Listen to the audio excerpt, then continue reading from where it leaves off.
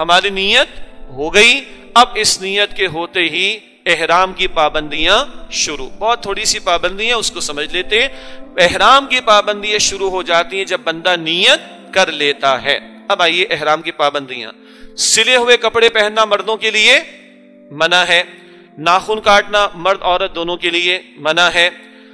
مرد کے لیے پاؤں کی ہڈی کو چھپانا منع ہے. اسی لیے کون سی چپل کہا جاتا ہے پہننے بھائی؟ ہوائی چپل جسے کہتے ہیں، 2 پٹی والی، بس وہ کافی ہے.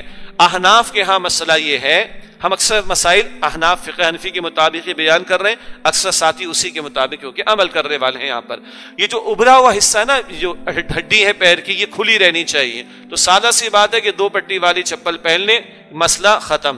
تو یہ ہڈی چھپانا مردوں کے لیے جائز نہیں ہے، تو کھلا رہنا چاہیے. خوشبو لگانا مردوں کے لیے بھی منع اور عورتوں کے لیے بھی منع ہے. اس میں 2-3 باتیں اور ہیں. ایک تو وہ جہاز میں پرفیوم ٹیشوز مل جاتے ہیں، ٹیشو پیپر، اس سے احتیاط کی جائے. اسی طرح ہم جدہ ایئرپورٹ پہنچتے ہیں، وہاں پہ ذرا گرمی سی ہوتی ہے، بھئی پانی آدمی ڈال لے، کوئی مسئلہ نہیں ہے. بس یہ کہ بالوں کو ملنا نہیں ہے، سر کے بالوں کو یا داڑھی کے بالوں کو ہلکا سا پانی بھی ڈال لے، کوئی مسئلہ نہیں ہے. وہاں نظر آتا ہے صابن، وہ بھی لوگ مل لیتے ہیں. وہاں نظر آتا ہے کسی نے ساشے چھوڑا ہوا ہے شیمپو کا، یہ سب میں خوشبو ہوتی ہے، اس سے اجتناب کریں گے. ہوٹل پہنچے، بڑی تھکاوٹ محسوس ہو رہی، ذرا میں تھوڑا سا شاور لے لوں، اس شاور میں یہ احتیاط کرنی کہ بالوں کو ملنا نہیں ہے. وہ بات ابھی آگے آئے گی انشاءاللہ. اور وہاں رکھا ہوتا ہے جناب صابن یا وہ شیمپو وغیرہ، یہ استعمال نہ کریں، اس میں اکثر کوتاہی ہو جاتی ہے، اس سے اپنے آپ کو بچانا ہے. تو خوشبو پرفیوم کی شکل میں اس سے بھی بچیں، اور صابن شیمپو وغیرہ جو خوشبو والے ہوتے ہیں ان سے بھی اپنے آپ کو بچائیں. بعض لوگ اہتمام کرتے ہیں، وہ مل بھی جاتا ہے جی یہ بغیر خوشبو والا صابن ہے، اگر وہ ہے تو استعمال کرنا اس کی گنجائش ہے. عورت کا چہرہ ڈھانپنا، یہ مسئلہ ہم نے بتا دیا آپ کو کہ چہرے پر کپڑا نہ لگے. اگر وہ نقاب کرنا چاہے تو وہ پی کیپ والی بات آپ کو بتا دی، وہ نقاب کریں، اچھی بات ہے، البتہ چہرے پر کپڑا نہ لگے، اس کی انہوں نے احتیاط کرنی ہے. ہاں ہوا سے اڑ کے کچھ لگ گیا کوئی مسئلہ نہیں ہے، کوئی چہرے پہ تھوڑا پڑا رہ گیا کوئی مسئلہ نہیں ہے. ایک بڑا مشہور جملہ ہے، دم تو نہیں لگے گا. کیا؟ ہاں، یہ دم کا مطلب ہوتا ہے اللہ کی راہ میں جانور قربان کرنا. تو علماء کہتے ہیں کہ دم اتنی آسانی سے نہیں نکلے گا آپ کا. کیا؟ چھوٹی چھوٹی غلطی پہ دم نہیں لگتا، صدقہ دینا پڑتا ہے. وہ 1-2 باتیں بتا دیں گے آپ کو انشاءاللہ، پریشان نہ ہو. دم یعنی قربانی کسی جانور کی پیش کرنا اللہ کے راہ میں، وہ کسی بڑی غلطی پر ہوتا ہے، چھوٹی چھوٹی غلطی پر نہیں ہوتا. وہ کچھ صدقہ دے دیں گے تو انشاءاللہ تعالی سہولت ہو جائے گی. اس کی 2-3 باتیں یا مثالیں آگے آئیں گی انشاءاللہ. بال کاٹنا نہ مردوں نے کاٹنے نہ عورتوں نے، حالت احرام میں ان باتوں کی ممانعت ہے. اور تعلق زوجین یہ بھی منع ہے. زوجین کا تعلق قائم کرنا تو منع ہے، حتیٰ کہ شوہر بیوی ایسی بات بھی نہ کریں جس سے خواہش بیدار ہو جائے. جب یہ منع ہے تو باقی بات شروع میں آ چکی، کوئی نگاہ ادھر جا رہی ہے ادھر جاری ہے، عورتوں مردوں کا اختلاط ہو رہا ہے، گپے ماری جا رہی ہیں. اللہ تعالیٰ اس سے ہمیں بچنے کی توفیق عطا فرمائے. زوجین کا تعلق بھی قائم نہیں ہو سکتا، اور وہ ایسی بات بھی نہ کریں کہ جس سے خواہش بیدار ہو.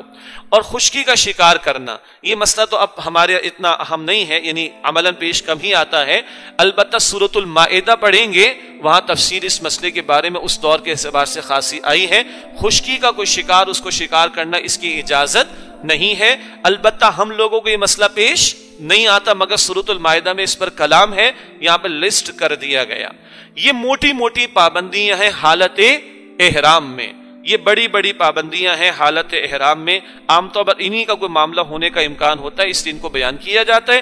ان باتوں کو ہم جو ہے اس سے اجتناب کریں گے، اور ہم حالت احرام میں ہیں. ٹھیک ہے، حالت احرام میں ہیں، تلبیہ پڑھ کے ہم نے نیت کر لی تھی، اب مستقل تلبیہ چلتا رہے گا. جہاز میں، جہاز سے اترتے ہوئے، امیگریشن پر سامان لیتے ہوئے، ویٹ کرتے ہوئے، بس میں بیٹھتے ہوئے، بس میں جاتے ہوئے، مستقل مستقل مستقل تلبیہ چلتا رہے گا. اور مستحب ہے، پسندیدہ ہے، جب بھی پڑھیں کم از کم 3 مرتبہ پڑھیں. ایک بات ہو گئی. اور مرد بلند آواز سے، خواتین آہستہ آواز سے. نماز ادا کریں، نمازوں کے بعد بھی تلبیہ پڑھیں. یہ ذکر مستقل چلتا رہے گا جب تک کہ ہم طواف شروع نہ کر لیں. یہ مستقل چلتا رہے گا. جدہ ایئرپورٹ پر، ہوٹل پہنچتے ہوئے، اگر تھوڑے تھکے میں تھوڑا سا آرام کر لیں، سب چلتا رہے گا، چلتا رہے گا جب تک کہ ہم طواف شروع نہ کر لیں.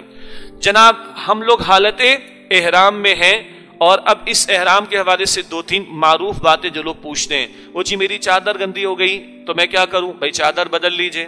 اچھا وہ تو میرے لگیج میں رہ گئی ہے تو فی الحال دھو لیجئے اس کو، آپ چلائیے، جب لگیج مل جائے گا تو نکال کر چینج کر لیجئے گا. حالت احرام میں چادر بھی تبدیل ہو سکتی ہے. خواتین کا کوئی لباس خراب ہو گیا تو لباس بھی وہ تبدیل کر سکتی ہیں. نوٹ کیجئے گا، ایک ہے لباس احرام کا اور ایک ہے حالت احرام. لباس الگ شے ہے تو چادر بدل سکتے ہیں، پہلی بھی دوسری بھی، کوئی مسئلہ نہیں. حالت احرام میں پابندیاں یہ ہیں جو ہم نے ابھی سمجھی.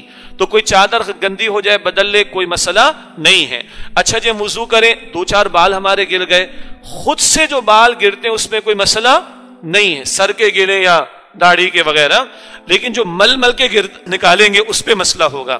تو خود سے اگر ہم نے شاور بھی لینا کوئی چاہے تو لے سکتا ہے، بس یہ کہ نہ سر کے بالوں کو ملے، نہ داڑھی وغیرہ کے، نہ جسم کے بالوں کو.